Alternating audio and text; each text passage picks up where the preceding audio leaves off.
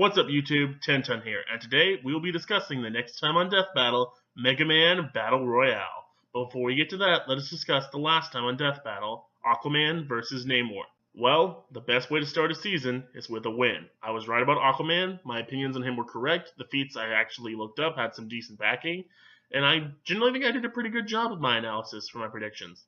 Now, obviously, I did not, truly show how capable Aquaman was. He can stop freaking continent destroying attacks. I did not know about that, and I didn't know about some of his other random abilities or that he had multiple tridents.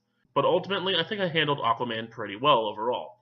When it comes to Namor, again, I didn't know much about Namor, and I assumed that Namor's lack of appearances in media would probably hurt him more than help him.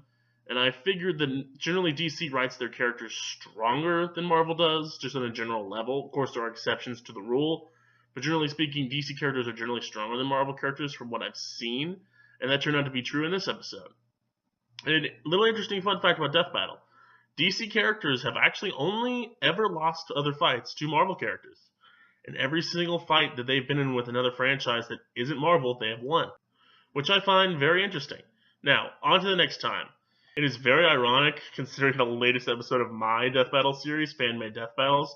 Haven't seen it, go check out Mega Man vs. Sonic. It took a lot of effort, literally 4 months of just looking at Sonic and Mega Man crap, looking at playthroughs of their games, checking the Wikipedias. It was a lot of work.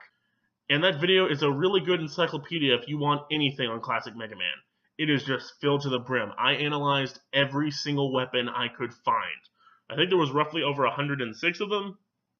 Give or take, I'm not 100%, it's been a while. Ooh, that was a lot of work on that episode. That was a lot of work. Go check out the video if you want to see it. I think it's one of my better projects. But that all being said, do I think classic Mega Man stands a chance against the other Mega Men? Well, I know the most about classic Mega Man, as I did only research on him. So the other characters, I'm a bit more mixed in that regard. I don't know anything about Mega Man X. I don't know anything about Mega Man EXE. I don't know anything about Star Force. I don't know anything about whatever the last one's called, Volnet or freaking something like that. I don't freaking know his name. But for what I know of Classic Mega Man, I know X was specifically created to be superior to Mega Man Classic in every way. So in that regard, I think Mega Man Classic has a better arsenal overall from all of his games because he's been, of course, around more. But X still has an arsenal, and X is definitely capable. X has had 8 games. So out of all of the future Mega Man, besides Mega Man Classic, X probably has the biggest arsenal to work from, as I know the other Mega Men didn't have that many games, so their arsenals are generally limited. So if it comes down to Mega Man X versus Mega Man Classic, Mega Man X is going to win. It's specifically stated in Mega Man lore that he is superior to Classic Mega Man in every way. So pretty much Mega Man Classic is kind of already out of the equation. I mean, in certain circumstances, there are ways for him to win, because maybe one of the other Mega Men will just kill off X early in the fight or something, and then maybe he can use his overwhelming arsenal to keep ahead. I don't know anything about the other 3 Mega Man, so it's really hard for me to say a general argument here. I know some things about them. I know they all have the Mega Buster. I know they all can use general weapons, from what I've heard. Or they all have just the copy ability to copy Robot Master weapons or something like that, or at least some kind of weapons to some extent. Again, I am not very informed on the topic, so do not take any of this as gospel. I am very uninformed. Though, if I have to go off assumptions, I will assume Mega Man Classic could probably beat maybe a few of them. Maybe in a one-on-one situation, maybe he could beat some of the other Mega Men. However, in a Battle Royale situation, that is very hard to call. Simply because I don't know enough about them, and I don't know enough about X to make it a really fair argument.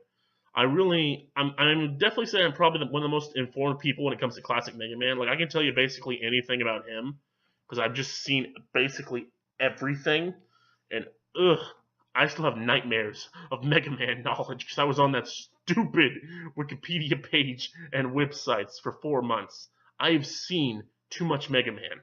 But when it comes to deciding a winner, I feel that Mega Man X is superior to classic Mega Man in every way. So if it comes down to 1v1 between them, X will win. However, I don't know how X will fare against the other Mega Men, because I don't know anything about them. If I have to put my money on any character, I would guess I'll throw my money on X. From what I've heard, he's the most powerful Mega Man, though I've also heard the one with Star Force Mega Man is also pretty powerful, and Mega Man EXE is also up there. So I'm putting my money on Mega Man X, followed up by Mega Man EXE and Star Force. I think whatever the frickin' one with the V is and Classic Mega Man are gonna lose. That's just my opinion.